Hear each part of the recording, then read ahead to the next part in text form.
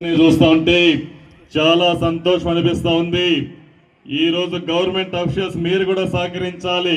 అందరినీ కూర్చొని పెడితే ప్రోగ్రామ్ ఇంకా కంగుంది కుప్పం దత్తరిల్లేది. మన గవర్నమెంట్ ఆఫీసర్స్ కూడా సహకరించాలి. ఆ విషయం మీరు గుర్తుపెట్టుకోవాలి.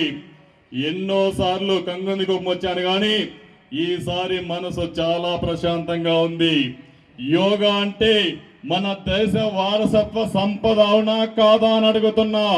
ఈ నెల 21వ తేదీ నరేంద్ర మోడీ గారు విశాఖపట్నంకి వచ్చి 5 లక్షల మందితో గిన్నెస్ రికార్డ్ క్రియేట్ చేయబోతున్న విషయం మీరు గుర్తుపెట్టుకోవాలి.